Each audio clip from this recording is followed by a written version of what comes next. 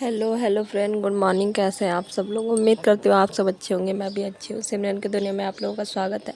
Video को आप लोग इग्नोर कीजिएगा क्योंकि सुबह सुबह का टाइम है और लाइट में जला नहीं सकती थी, तो बस वैसे ही कैमरा रख दिया था। और पता है, मैं ये सोच रही थी कि बहुत लोगों के मन में ये आ सकता है, बहुत लोगों को ये लग सकता है कि ये ढोंग कर रही है, ठीक है, झूठ बोल रही है। ऐसा कुछ नहीं है।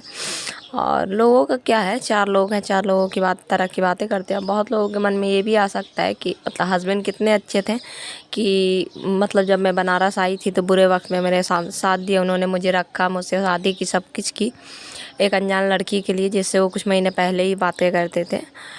तो बात आप लोगों को स्टोरी मतलब जो चीज़ मुझ पर बीती है ना, वो लोग मतलब ना इमेजिन भी नहीं कर सकते हो, सोच भी नहीं सकते हो। पता है, जब मैं यहाँ पे एक रात की, बस एक रात मैं जब आई थी बनारस से, तो बस मैं यहाँ पे एक रात, शाम तो वैसे भी हो गया था मुझे आते आते कानपुर से गांव में, तो बस मैं एक रात की, समझ जाइए, बस मैं एक रात की दुल्हन थी।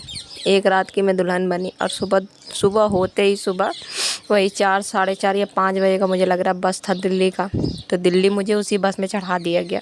उसी बस में मुझे चढ़ा दिया गया और उनका दोस्त था और फिर मेरे हस्बैंड भी थे। हम मुझे दिल्ली ले गए। दिल्ली जिस सन में मैं आई थी ना अपने घर से भाग के, उस सन में ना निर्भया वाला केस, निर्भया, दिल्ली में निर्भया केस हुआ था। सबको पता है बहुत अच्छी तरीके से, आज तक भी उसकी चर्चाएं होती हैं। वो वाला केस मतलब 1-2 साल के, 1.5 साल पहले ही हुआ था। तो वो वाला केस बहुत ज़्यादा ताज़ा था। मतलब दिल्ली, मैं ना मतलब दिल्ली का नाम भी सुनती थी ना, मैंने न्यूज़ में सुन रखा था, तो मैं दिल्ली का नाम भी सुनती थी ना, मैं डर जाती थी। दिल्ली बहुत बुरा होता है, दिल्ली जैसे शहर में ये ऐसे ऐसे होता है ये, क्योंकि न्यूज़ में ना ज़्यादा दिल्ली का ही कांड दिखाया जाता है। दिल्ली हो गया, मुंबई हो गया, ये सब चीज़ें, बड़ी बड़ी जगहों का नाम दिखाया जाता है। तो निर्भया केस हुआ था, तो मैं दिल्ली से इतना डरती थी क्योंकि वो केस पूरा मतलब मैं जानती थी कि ऐसे ऐसे मतलब हुआ है निर्भया के साथ, ऐसे ऐसे कांड। हर एक मतलब हर एक बच्चा जानता होगा, मुझे लग रहा है कि निर्भया केस मतलब थोड़ा सा अगर समझदार होगा तो। तब दिल्ली जैसे शहर में समझ जाइए, उनका दोस्त कहीं और रहता था, उसका अपना मतलब घर था, फैमिली था, सब कुछ। और मुझे अकेले एक किराए के कमरे में लेके रख के, या फिर उसी दिन रिटर्न मेरे हस्बैंड आ गए अपने गांव, और उनका दोस्त तो अपना चला ही गया, वो तो अपना दूसरे कमरे में दूसरी जगह रहता था, बहुत दूर रहता था। और मैं एक कमरे में, आप लोग सोच सकते हो, जिस शहर को मैंने कभी देखा ना हो, बस नाम सुना हो, उस शहर में मैं अकेले एक कमरे में बंद। कभी अगर ना कुछ सामान भी लेने जाना होता था ना, तो बहुत डर लगता था, ऐसा ना हो कोई हाथ पकड़ ले, ऐसा ना हो कोई पीछे से पकड़ के ले जाए। कौन है शहर में बोलने वाला किसके लिए? कोई किसी के लिए नहीं बोलता है। किराएदार भी हैं तो पता नहीं कौन कैसा है, कौन क्या सोच रहा है, कौन क्या कर दे, कौन क्या ना कर दे।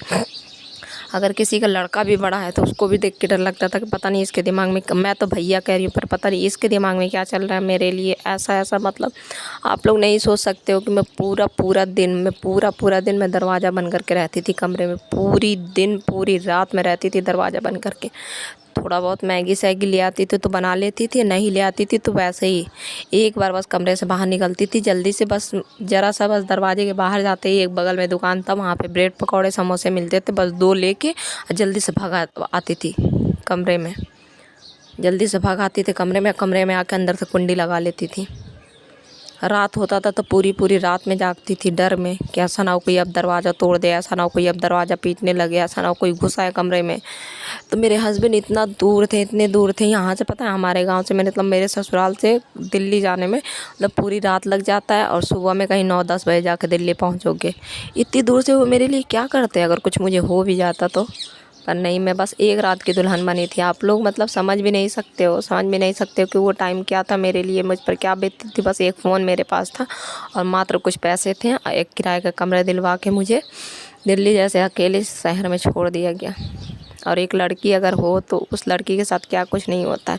लड़कियों को कितनी दिक्कतें नहीं होती हैं, हर दिक्कतें होती हैं, आप लोग समझ सकते हो। और मैं इतनी रोती थी, इतनी मैं टेंशन में होती थी, ना मुझे भूख लगता था ना मुझे प्यास लगता था।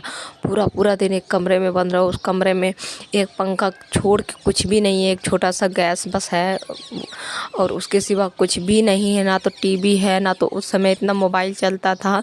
उस समय मेरे पास फ़ोन तो था पर उसमें नेटवर्क नहीं था, मैं जानती भी नहीं थी कि यूट्यूब, मतलब देखा था चलाते पर मैंने कभी नहीं चला रखा था। उसमें पैक भी नहीं था, कुछ भी नहीं था, बस ये था कि बस तुम मिस कॉल दे सकती हो, इतने भर का बस पैसा था, चाहे ज़्यादा हो तो तुम कॉल कर सकती हो। ऐसे करके। अब बस इतना मैं रोती थी, इतना मैं रोती थी, मैं कहती थी भगवान ये कौन सी जेल में मैं बंद हो गई हूँ। जब मैं दिल्ली में थी ना तो ऐसा समझ जाइए कि मतलब मैं तो पहले तो मैंने न्यूज़ में सुन रखा था निर्भया केस, क्या कुछ नहीं हुआ था उस लड़की के साथ, क्या कुछ नहीं हुआ था उसके साथ, दुष्कर्म सब कोई जानता है। और काफ़ी सालों तक ये चर्चा रही, काफ़ी सालों तक। तो मुझे ऐसा लगता था ना कि मतलब वही सब, वही पूरी चीज़ें मेरी आंखों के सामने घूम रहा है कि कोई कौन उसको जैसे पकड़ के ले गया, किसने उसके साथ ज़बरदस्ती की, ये की वो की। एक तो मैं पूरे दिन कमरे में बंद रहती थी, ज़्यादा से ज़्यादा हुआ तो बस 5-10 मिनट को मैं छत में चली जाती थी, वहीं पर जहाँ किराए में रहती थी वहीं पर छत में चली जाती थी। और बाकी वो किराएदारनी जो थी ना वो कहती थी तुम हमारी बेटी हो, उसके पास 2 बेटे थे, तो वो कहती थी मेरी बेटी नहीं है तो तुम ही मेरी बेटी हो। पर फिर भी एक दिल्ली जैसे शहर में इतना मतलब बड़े बड़े शहर में सब अपने मतलब के रिश्ते होते हैं, कौन किसको जानता है, कौन किसको जानता है। अगर कोई किसी से रिश्ता भी रखता है तो मतलब से रखता है, कोई किसी से रिश्ता भी रखता है तो मतलब से रखता है। और मैं अपने हस्बैंड को फ़ोन करती थी ना, मैं बहुत रोती थी, मैं बहुत रोती थी, अपने हस्बैंड को फ़ोन करती थी तो। और ऐसा भी नहीं है कि दिन भर मेरे हस्बैंड का फ़ोन ही आते रहता था, नहीं, ये अपने काम धंधा करते थे तो काम धंधा में कभी कदा मतलब दिन भर में 10-10 मिनट को 5-5 ऐसे करके 15-15 मिनट को फ़ोन आ गया तो आ गया ऐसे करके। और मैं पता है अपने हस्बैंड को जब भी फ़ोन करती थी मैं खूब रोती थी, मैं कहती थी मुझे यहाँ से ले जाओ, मुझे कहाँ ले आके मतलब डाल दिया है, मुझे बिल्कुल भी यहाँ पे अच्छा नहीं लगता, मुझे बहुत ज़्यादा डर लगता है ये वो। पर हस्बैंड कहते थे जब माहौल मतलब जब सब कुछ व्यवस्था कर लूँगा रहने के लिए ये वो तब तुमको ले आऊँगा, ऐसे करके वैसे करके मतलब ऐसे ही कहते गए काफ़ी टाइम हो गया मुझे दिल्ली में, काफ़ी टाइम। बस मन अगर घबराता था ना अंदर, अब एक इंसान अगर कमरे में बंद हो जाए तो जाहिर सी बात है उसका मन घबराएगा ही। मन अगर थोड़ा सा उलझन होता था तो बस 5-10 मिनट को छत में जाती थी, वो भी अगर मतलब कोई देखने लगता था ना घूर घूर के तो उसमें भी डर लगता था, पता नहीं अब सामने वाला क्या सोच रहा है, क्या कुछ नहीं कर दे। क्योंकि अगर अकेले रहो तो सब कोई देखता है, सब कोई देखता है कि लड़की अकेले है, इसके साथ हस्बैंड नहीं है, कोई नहीं है, इसके घर में कोई नहीं है, मम्मी पापा नहीं है, फिर ये लड़की अकेले रहती है तो मतलब कोई कुछ भी कर सकता है। तो इतना मतलब इतनी उलझन होती थी। अब पता है मुझे नहाना भी होता था ना, मुझे नहाना भी होता था तो मैं सबके उठने से पहले जल्दी से जाकर बाथरूम में नहा लेती थी और नहाने के बाद तुरंत जाके कमरे में दरवाज़ा बंद कर लेती थी। मतलब ऐसा होता ही नहीं था कि मेरा दरवाज़ा खुला, अगर खुला भी होता था बस थोड़ी देर को, जब सब कोई एकदम सब मतलब औरतें भी हों आदमी भी हो सब कोई हो तब खोलती थी ऐसे करके। मतलब ऐसे ऐसे मैंने बुरे दिन देखे हैं, ऐसे ऐसे बुरे दिन, कई कई दिन तो ऐसा होता था एक दिन अगर ब्रेड पकौड़ा एक टाइम खा लिया तो 2-2 दिन कुछ भी नहीं खाया, 2-2 दिन कुछ भी नहीं खाया, ऐसे ही बस पानी पी के रह गए।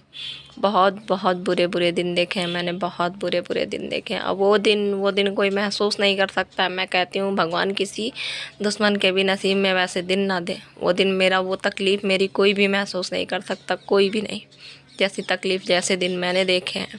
और मैं कभी भी नहीं चाहूँगी कि किसी के लाइफ में भी वो तकलीफ़ है, किसी को भी भगवान वो सब दिक्कतें ना दें। और बस हर बार यही कहती हूँ कि लव मैरिज ज़िंदगी अच्छी खासी अगर किसी की लाइफ चल रही है और उसको अगर अपनी ज़िंदगी बर्बाद करनी है, अपनी ज़िंदगी नर्क करनी है तो आप लोग खूब शौक़ से लव मैरिज कर सकते हो, खूब शौक़ से। पर मेरी विनती हर किसी से रहेगी कि लव मैरिज बहुत बुरी चीज़ है, बहुत बुरी चीज़ है। अपनी फैमिली की मर्ज़ी से करो तो बहुत अच्छी चीज़ है, बहुत अच्छी चीज़ है।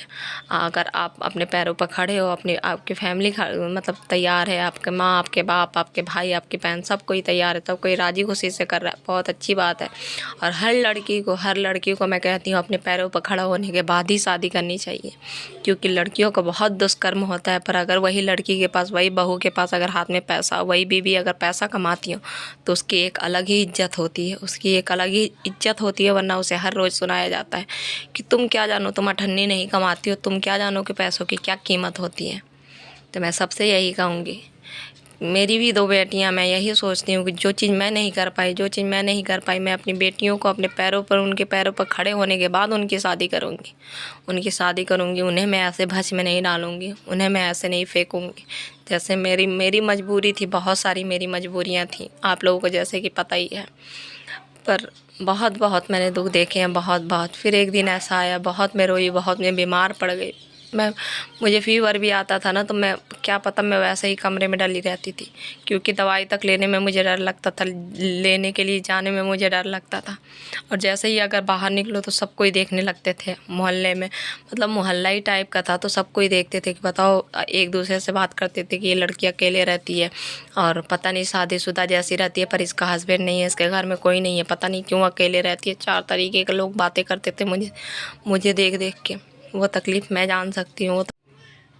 बस अब इससे आगे मतलब मैंने सोचा, मतलब मेरे मन में आया तो आप लोगों के साथ शेयर किया। अब इससे आगे क्या कहूँ क्या नहीं कहूँ, कुछ समझ में नहीं आ रहा है। दूसरे दूसरे स्टोरी पर मिलूँगी। सबको राधे राधे।